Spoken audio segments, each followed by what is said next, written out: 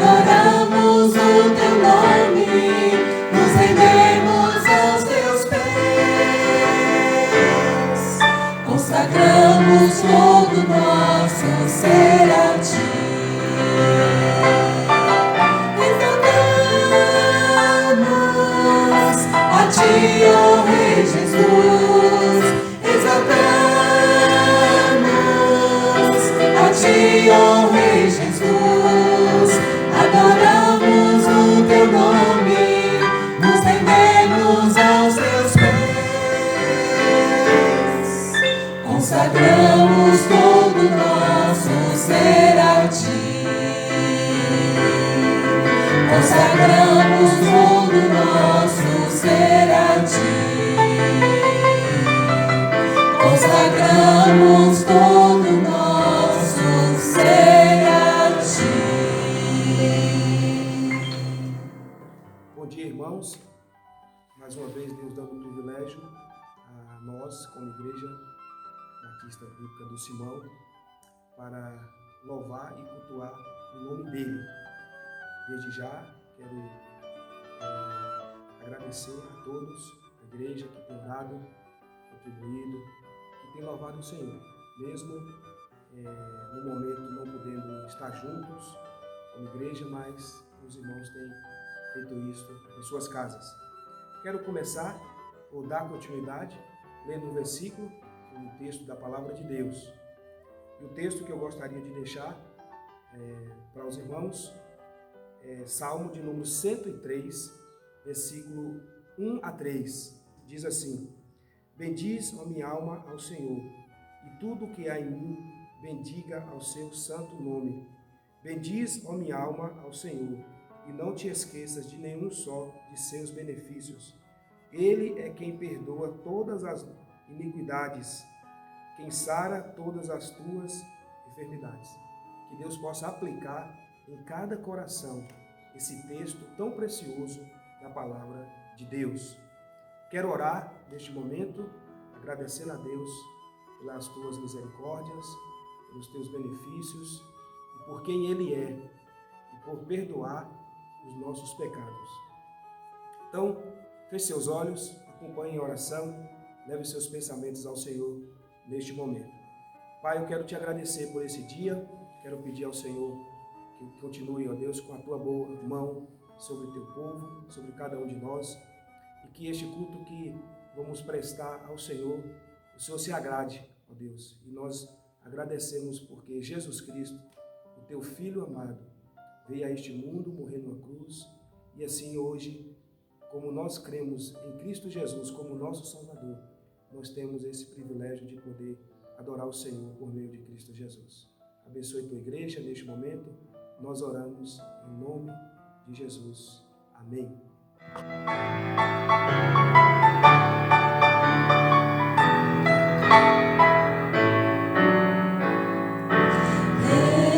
Eis morto Salvador na sepultura, mas com poder e vigor ressuscitou. A sepultura sair, com triunfo e glória ressurgir, ressurgiu vencendo a morte e seu poder, onde agora todos vida conceder. Ressurgiu, ressurgiu, aleluia, ressurgiu.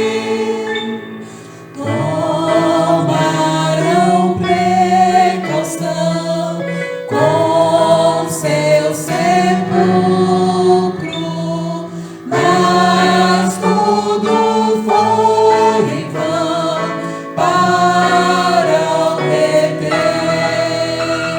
Da sepultura saiu, com triunfo e glória ressurgiu, ressurgiu vencendo a morte e seu poder, pode agora todos vida conceder. Ressurgiu, ressurgiu, aleluia, ressurgiu. A morte conquistou com grande glória.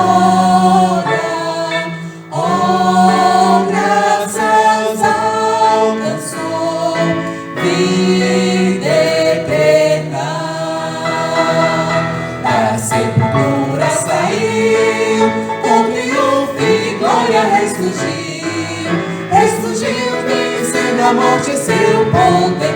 Pode agora todos vida conceder. Ressurgiu,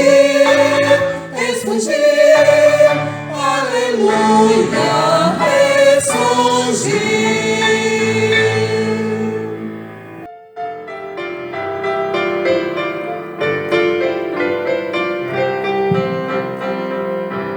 Cortaram madeiro, fizeram uma cruz para o meu Salvador. Madeiro lavrado com pregos cravados, pesada ficou. Ele carregou a cruz, no caminho caiu, mas Deus deu-lhe graça, morrendo na cruz por mim e por ti. Foi feita assim a cruz do Salvador. Madeiro lavrado com pregos cravados, pesada ficou.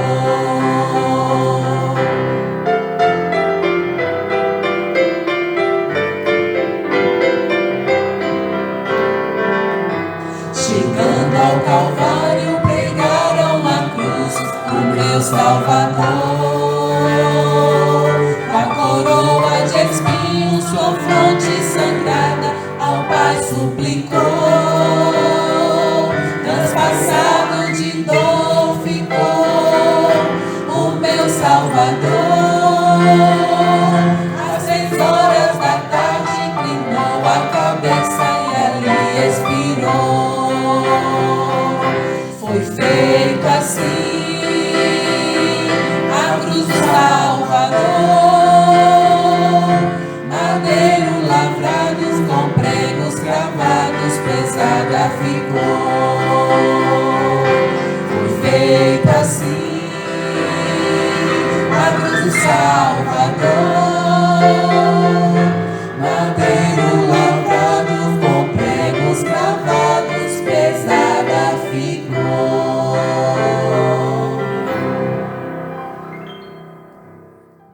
Nós iremos agora ouvir um solo pelo nosso irmão Evandro, irmão que sempre nos abençoou com sua voz, louvando o nome do nosso Deus.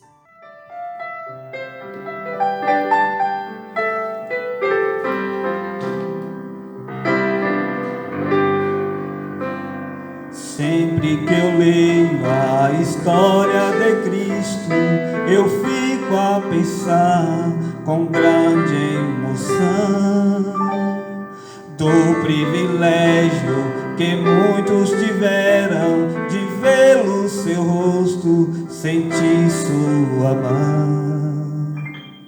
Eu também teria a mesma alegria de tê-lo bem perto, bem juntinho a mim, de olhar os seus olhos serenos e meigos. Oh, como eu seria tão feliz assim. Queria saber como era o seu rosto, embora eu sinta que era muito lindo. Inspirava fé e também confiança, e dava a todos um gozo infindo. E ao ver as gravuras dos quadros pintados, daquilo que dizem ser o meu Senhor, meu ser não aceita o que está na tela, é falsa a inspiração do pintor. Não creio num Cristo vencido, cheio de amargura, semblante de dor. Eu creio no Cristo de rosto alegre, eu creio no Cristo que é vencedor. Um dia também o verei face a face, e assim eu creio pela minha fé. Oh, aleluia, verei o seu rosto.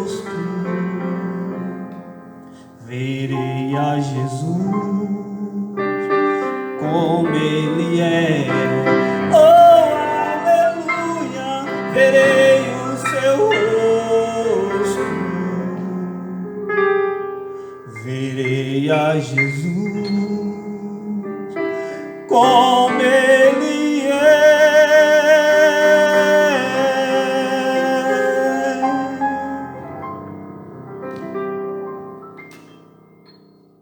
Nós vamos ter mais um momento de louvor. E quando estivermos louvando, louve o Senhor aí na sua casa. São hinos, são cânticos conhecidos que o grupo de louvor estará louvando ao Senhor.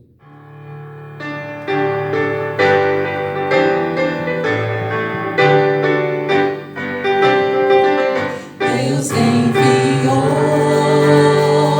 seu Filho amado para nos salvar e perdoar. Na cruz morreu por meus pecados, mas ressurgiu e vivo com o Pai está. Porque Ele vive, posso crer no amanhã. Porque Ele vive, temor não há. Mas eu bem sei que a minha vida está nas mãos do meu Jesus, que vive está. E quando enfim chegar a hora em que a morte enfrentarei, sem medo então terei vitória, verei na glória o meu Jesus, que vive está. Porque Ele vive, posso crer no amanhã. Porque Ele vive, temor não há. Mas eu bem sei que a minha vida está nas mãos do meu Jesus, que vive está.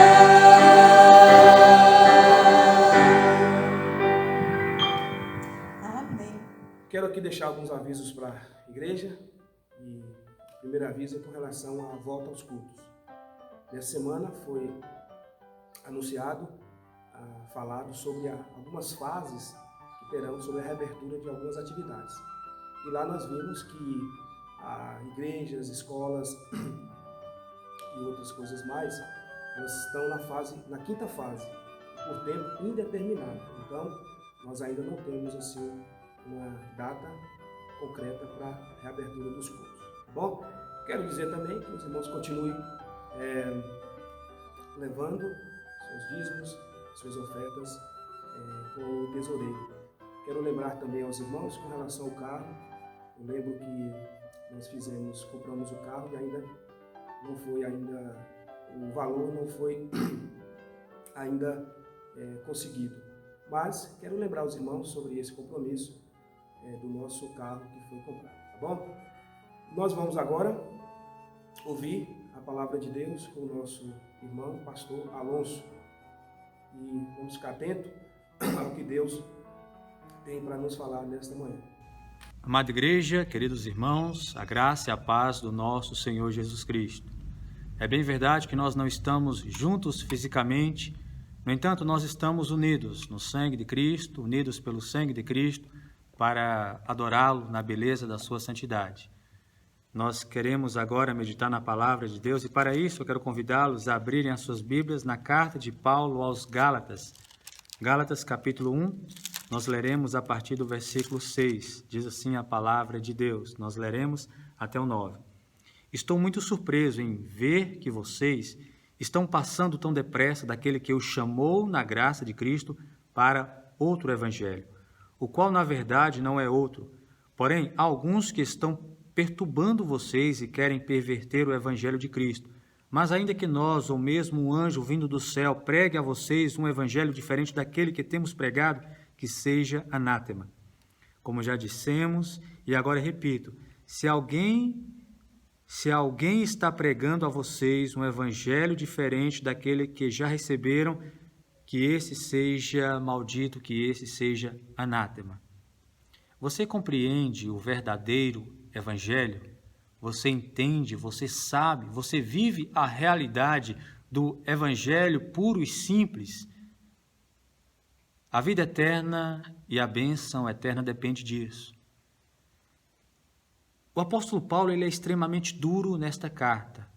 É interessante que quando ele escreve as outras cartas, quando ele escreve as outras igrejas, ele começa elogiando, ele começa agradecendo a Deus pela vida dos irmãos, pelo progresso na fé, e somente depois que ele vai fazer uma correção e que ele vai fazer uma dura exortação. Mas aqui não há chance, não há condições. O apóstolo Paulo ele já introduz de forma muito dura e muito exortativa. Eu estou perplexo, eu estou admirado, eu estou chocado, porque vocês estão deixando o verdadeiro evangelho e indo para o outro evangelho. E esse outro evangelho é falso.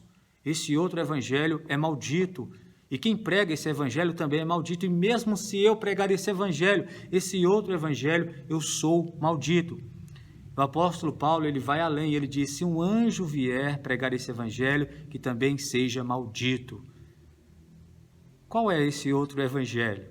É um outro evangelho diferente, como ele diz aqui no versículo 8. Mas ainda que nós, ou mesmo um anjo vindo do céu, pregue a vocês um evangelho diferente daquele que temos pregado, que seja anátema. Um evangelho diferente é quando algo é acrescentado ao evangelho. É quando algo é adicionado ao evangelho.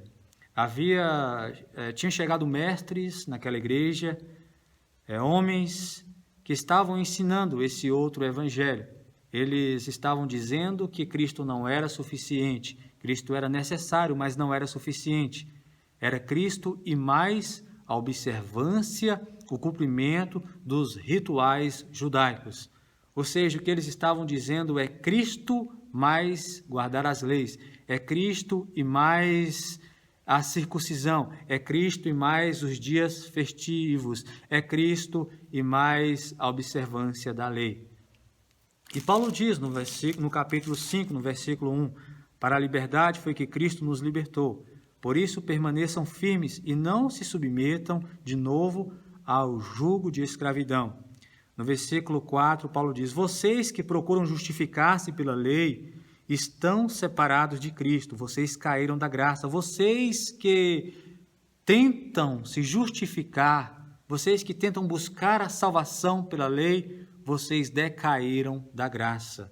O que o apóstolo Paulo está falando é, vocês que estão partindo para o outro evangelho, vocês estão dizendo que Cristo não é suficiente, que é necessário Cristo e mais a lei, Cristo e mais a circuncisão, Cristo e mais outras coisas. Vocês estão decaindo da graça, porque esse outro evangelho é maldito, e maldito todo aquele que coloca a sua confiança nesse outro evangelho e não apenas na suficiência de Cristo. É claro que o judaísmo, a circuncisão não tem sentido hoje, mas não são poucas as pessoas que não compreendem o verdadeiro evangelho, mesmo nas igrejas evangélicas. São muitas as pessoas que não compreendem o evangelho simples e puro, o verdadeiro evangelho. Sempre quando eu tenho a oportunidade de conversar e de aconselhar alguém, seja na igreja, ou seja no evangelismo, seja crente ou descrente, eu gosto de fazer a seguinte pergunta: se você morresse agora, ou se Jesus Cristo voltasse hoje, agora, você estaria salvo? E geralmente a pessoa vai responder não, ou ela responde sim, ou não sei. E quando a pessoa responde que não tem certeza, que não sabe, que ela não estaria salva, eu pergunto, por que você não estaria salva? E ela responde, porque eu não estou lendo a Bíblia, porque eu não estou bem com a igreja, porque eu não estou ofertando, porque a minha conduta ética, moral não é coerente com aquilo que eu tenho aprendido, eu não estou tendo uma boa conduta moral, porque eu não estou fazendo isso, porque eu não estou fazendo aquilo, ou porque eu estou fazendo isso, ou porque eu estou fazendo aquilo. Ou seja, o que essa pessoa está falando? Ela está dizendo que Cristo não é suficiente, que é necessário aquilo que ela faz. Ela diz, é Cristo e mais a leitura bíblica, é Cristo e mais a oferta, é Cristo e mais a igreja, é Cristo e mais a sua conduta. Paulo diria a esta pessoa que esse evangelho é maldito. E quando a pessoa responde sim, ela diz, eu seria salvo porque eu estou indo para a igreja. Eu seria salvo porque eu estou lendo a Bíblia, eu estou fazendo a oração, eu seria salvo porque eu estou tendo uma boa conduta moral, eu seria salvo porque eu estou participando dos cultos, eu seria salvo porque eu estou fazendo isso e aquilo. Ela está dizendo com isso aqui, Cristo não é suficiente, que é Cristo e mais a oração, é Cristo e mais a leitura bíblica, é Cristo e mais a oferta, é Cristo e mais a igreja, é Cristo e mais as reuniões, é Cristo e mais alguma coisa. Paulo diria para essa pessoa, esse é um evangelho anátema, esse evangelho é maldito. Nós precisamos compreender o verdadeiro evangelho. E Jesus Cristo, ele veio para nos ensinar o verdadeiro evangelho. Jesus Cristo veio para redefinir os nossos conceitos. Ele veio para nos salvar e nós precisamos entender qual é o verdadeiro evangelho. O evangelho que é o poder de Deus para a salvação de todo aquele que crê. Irmãos, eu gostaria de ver isso com os irmãos na parábola que é conhecida como a parábola do filho pródigo, Lucas 15, a partir do versículo 11. Nós não iremos ler o versículo a partir do versículo 11, nós vamos ler a partir do versículo 28. Todos nós já conhecemos essa parábola, essa história desse filho mais novo que pede parte da herança ao seu pai e ele gasta tudo de forma dissoluta com prostituição. Depois que o dinheiro acaba, ele se vê na miséria, na fome, na pobreza, ali comendo comidas de porcos. Ele lembra do que ele tinha com seu pai, ele lembra que os empregados do seu pai estão 1000 vezes melhor do que ele. Ele decide então retornar para o seu pai, nem que seja para ser um empregado. E aí, quando ele é surpreendido pelo seu pai, quando o seu pai o abraça, quando o seu pai o beija, quando o seu pai lhe coloca vestes de honra, quando o seu pai lhe coloca um anel, uma sandália e faz uma grande festa, mata o melhor bezerro, faz um churrasco para toda a vizinhança. E agora nós vamos perceber qual é a reação do filho mais velho quando percebe a generosidade do pai para com seu filho mais novo. E o filho mais velho, a partir do versículo 28 do capítulo 15 de Lucas, ele reage dessa maneira. O filho mais velho se indignou e não queria entrar. Saindo, porém, o pai procurava convencê-lo a entrar, mas ele respondeu ao pai, faz tantos anos que sirvo o Senhor e nunca transgredi um mandamento seu, mas o Senhor nunca me deu um cabrito sequer para fazer uma festa com os meus amigos. Mas quando veio esse seu filho, que sumiu com os bens do Senhor, gastando tudo com prostitutas, o Senhor mandou matar um bezerro gordo para ele. Então o pai respondeu, meu filho, você está sempre comigo, tudo que eu tenho é seu. Mas era preciso festejar e alegrar-se, porque esse seu irmão estava morto e reviveu, estava perdido e foi achado. Nós temos aqui um pai e 2 filhos. Não são 3 filhos, não é apenas um filho, não são 4 filhos, são 2 filhos, porque o filho mais velho representa os publicanos que estão diante de Cristo. Desculpa, o filho mais velho representa os religiosos, os fariseus, os mestres da lei. E o filho mais novo representa os pecadores, os publicanos, aqueles que não querem guardar a lei do Senhor. Aqueles que deliberadamente decidiram viver assim, pecando, sem responsabilidade para com Deus e para com os mandamentos de Deus. Jesus Cristo tinha esses 2 grupos diante de si. Ele estava ensinando estas pessoas.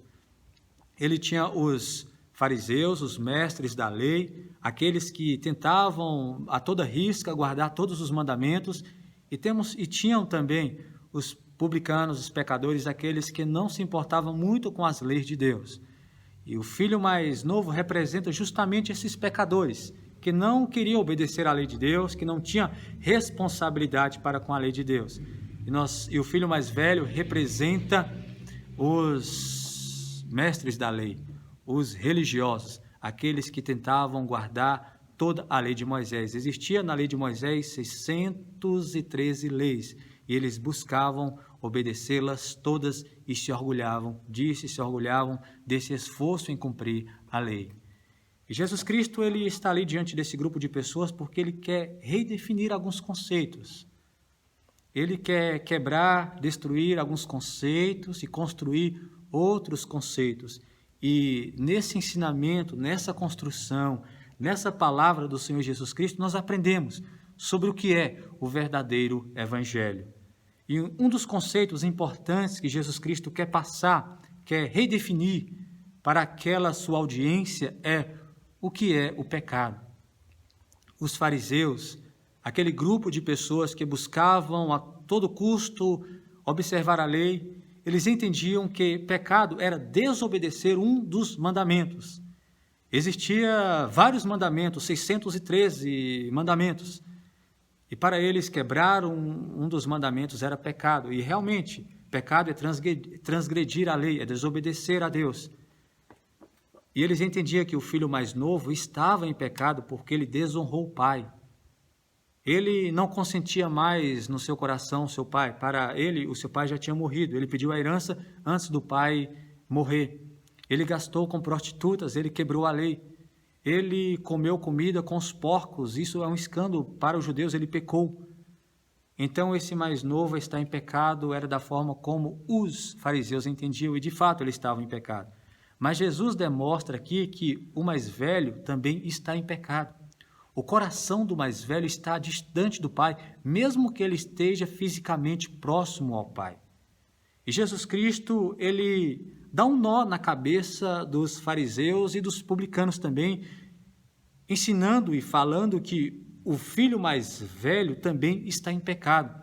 Porque no verso 29, olha só a resposta do filho mais velho para o pai, ele diz: mas ele respondeu ao seu pai: faz tantos anos que sirvo o Senhor e nunca transgredi um mandamento seu. Ou seja, ele não pecou, ele não transgrediu o mandamento. E se pecado é desobedecer à lei, então quer dizer que o filho mais velho não está em pecado?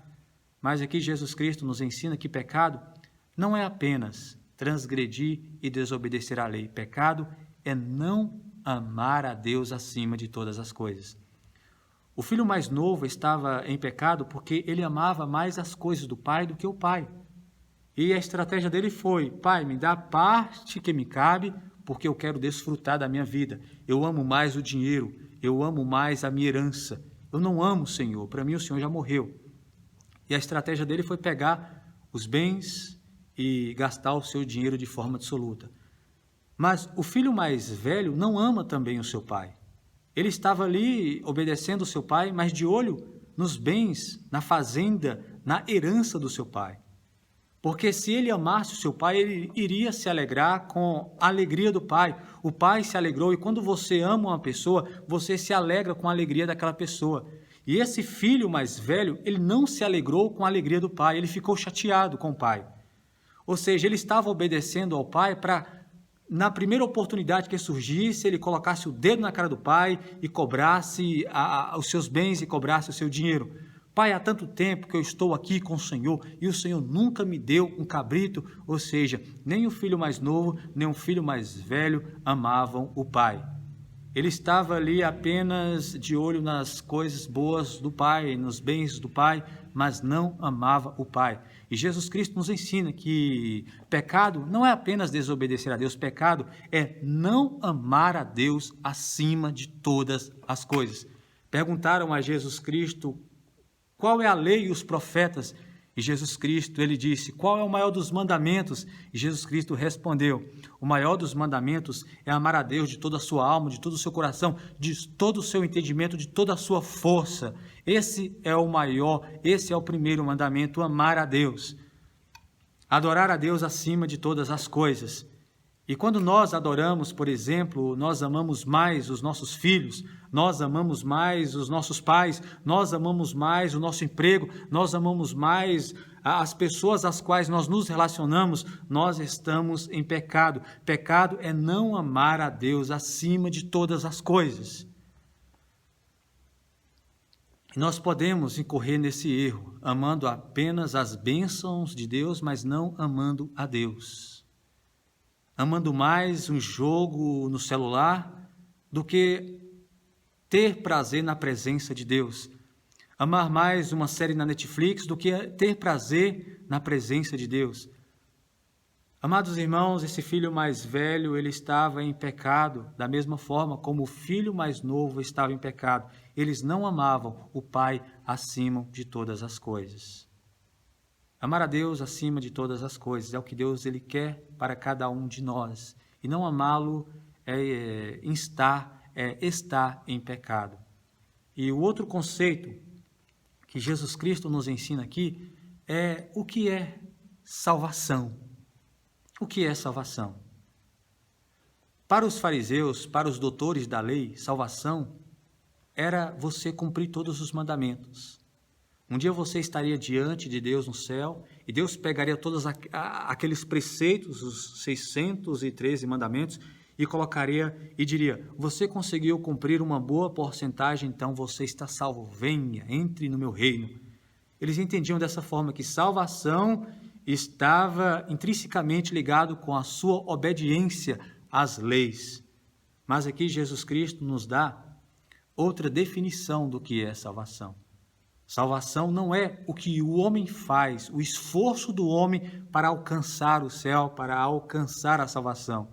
Salvação é uma ideia, é uma iniciativa de Deus.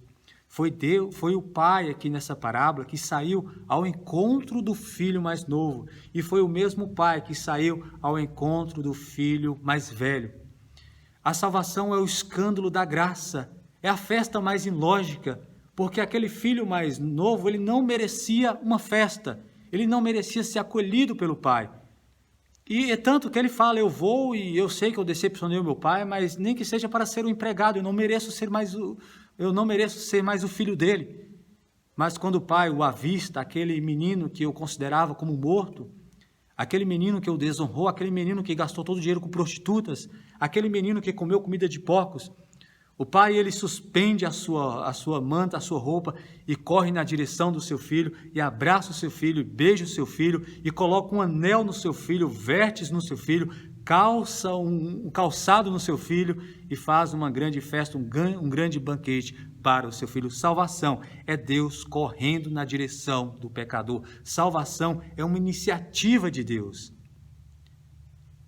As crianças naquele tempo corriam, as mulheres corriam, mas um patriarca não corria, porque para ele correr ele tinha que suspender toda a sua roupa, a sua parte superior à sua manta. E aquele homem em amor, em graça, ele corre na direção do seu filho. Mas aí você diz: mas o filho ele se arrependeu, ele caiu em si. Mas ele se arrependeu, ele caiu em si, ele estava pensando em voltar não para o pai, mas ele estava pensando em voltar para o pão, para o que o pai tinha. Mas independentemente da situação, o pai ele foi na direção do filho e salvou o filho. E é interessante que Deus ele vem na nossa direção, o Espírito Santo nos convence do pecado, o Espírito Santo nos faz arrepender. É Deus vindo na nossa direção e trabalhando nas nossas vidas e nos fazendo nos arrepender.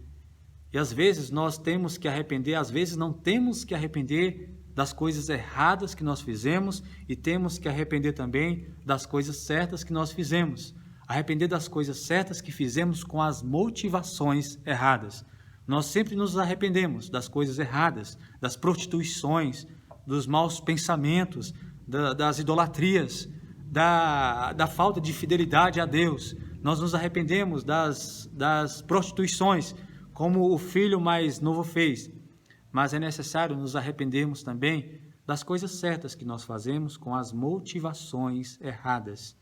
Às vezes eu posso estudar, por exemplo, teologia, não para aprender, não para amar mais o Pai, não para aprender mais de Deus, mas com a motivação de simplesmente arrotar conhecimento na cara dos outros. Conhecer a Bíblia só para demonstrar conhecimento.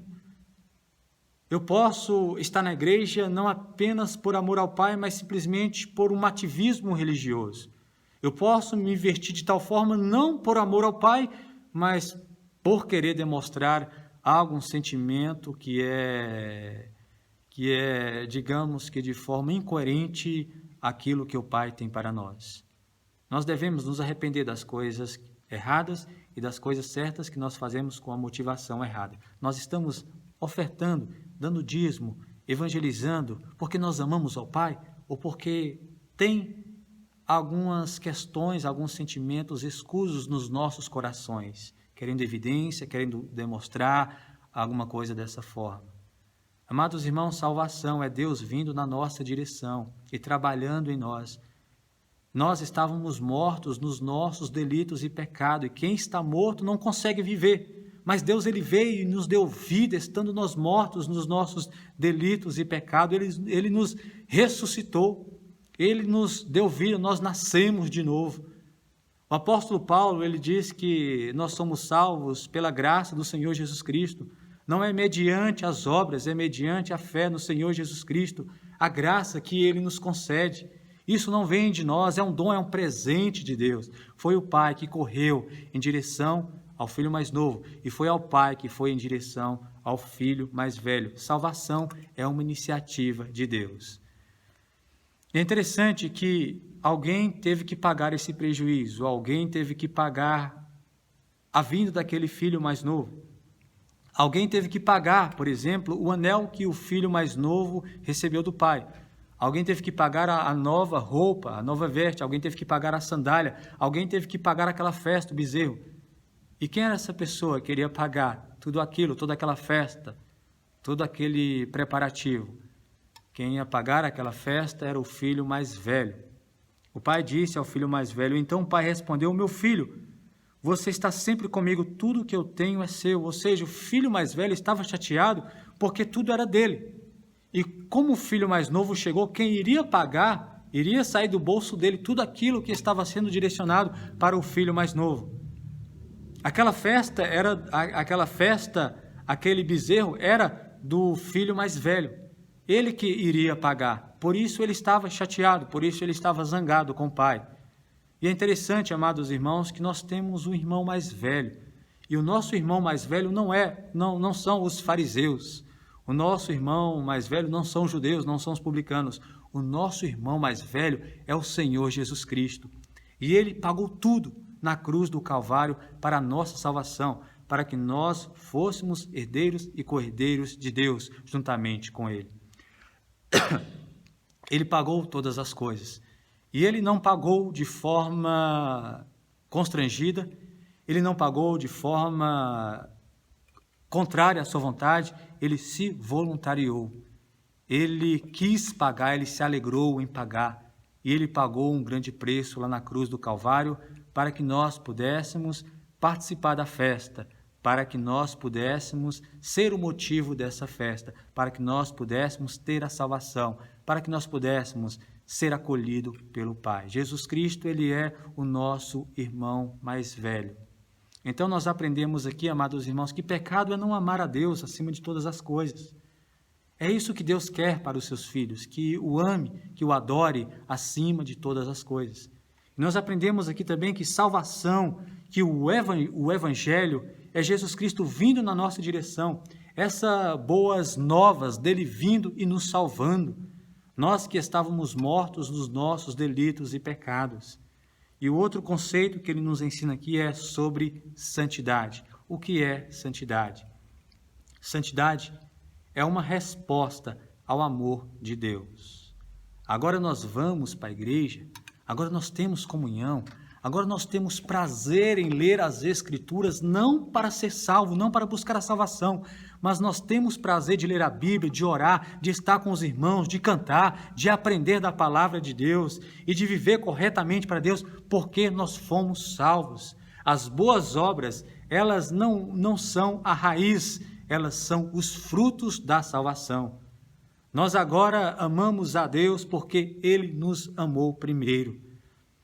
Nós falamos que pecado é não amar a Deus acima de todas as coisas. E a igreja inventou várias estratégias para amar a Deus. E dizia, você tem que amar a Deus, e falava do inferno, senão você vai para o inferno. Se você não amar a Deus, você vai para o inferno. Mas, na verdade, a pessoa estava amando a Deus ou estava amando a si própria para não ir para o inferno. O inferno existe, é uma dura realidade. mas a pessoa não estava amando a Deus com esse argumento, com essa disposição do inferno. E a mesma forma vamos falar do céu. Para amar a Deus acima de todas as coisas, porque nós vamos ganhar o céu, nós temos que amar a Deus acima de todas as coisas. Mas nós estamos amando a Deus ou a nós mesmos para irmos para o céu? Nós devemos amar a Deus acima de todas as coisas, não é por causa do inferno, não é por causa do céu, mas é por causa do que Ele fez conosco.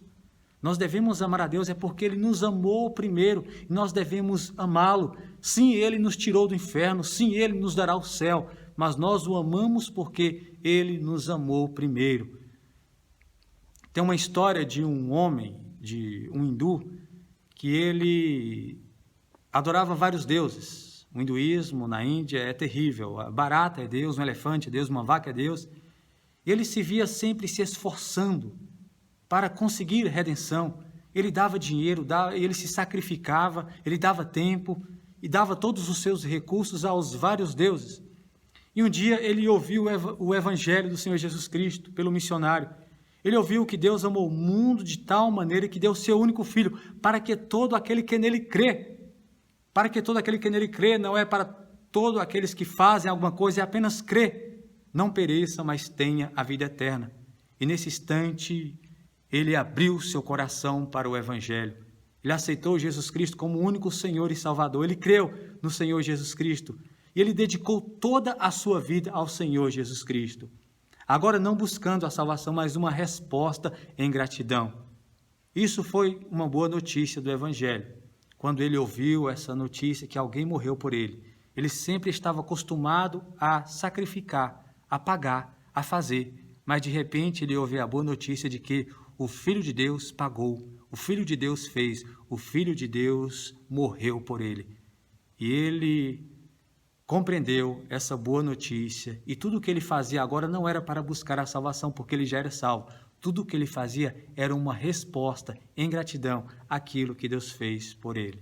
Isso é santidade, amados irmãos. Santidade é responder ao amor de Deus. Eu agora passo a viver uma vida santa, buscar uma vida piedosa, eu passo a ler as Escrituras, a orar, eu passo a ir à igreja, a viver da melhor forma possível, porque Deus me salvou, eu sou um filho de Deus, e eu faço isso em gratidão, em resposta ao que Ele fez por mim.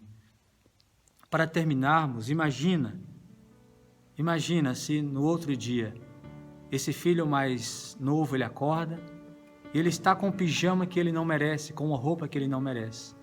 Ele lembra da festa que ele não merecia, que foi feita ontem e ele não merecia. E ele está ali na cozinha tomando um café, um banquete que ele não merece. Ele começa a lembrar de um pai, a pensar e a se emocionar de um pai que ele não merece, de um pai amoroso que ele não merece. E de repente o pai dele chega, o abraça e diz: filho, tudo bem com você? E ele diz: eu estou bem, pai, graças ao Senhor. E o pai diz àquele filho para ele fazer um serviço, fazer uma cerca na fazenda. Filho, você poderia fazer esse favor para mim? Qual é a reação desse filho que foi de forma tão generosa abençoado pelo pai? A reação é: pai, o Senhor fez tudo por mim, isso eu farei para o Senhor com maior prazer. E é dessa forma que os filhos de Deus vivem em santidade, obedecendo a Deus com espontaneidade, obedecendo a Deus com satisfação, não para alcançar a salvação, mas porque já são salvos no Senhor e Salvador Jesus Cristo. O Evangelho é crer que Jesus Cristo é suficiente e nós não precisamos mais de absolutamente nada. Ele é suficiente, Ele é poderoso para nos salvar, Ele é misericordioso. Ele, na cruz do Calvário, Ele morreu em nosso lugar.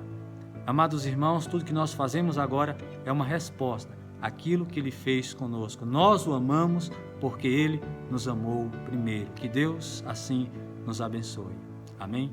Quero agradecer ao nosso irmão, pastor Alonso, pela palavra de Deus trazida nesta manhã para nossos corações. Deus abençoe a sua vida, pastor. Continue firme, dando para Jesus. Quero lembrar os irmãos também que hoje à noite teremos o nosso culto também, 6 horas. Será um culto cantado. Os irmãos lembram que todo quinto domingo nós temos a ceia. Esse mês não foi possível. E à noite nós temos esse culto cantado. Vários irmãos estão aí louvando ao Senhor, tá bom? Que Deus abençoe e até a noite, se assim o Senhor permitir.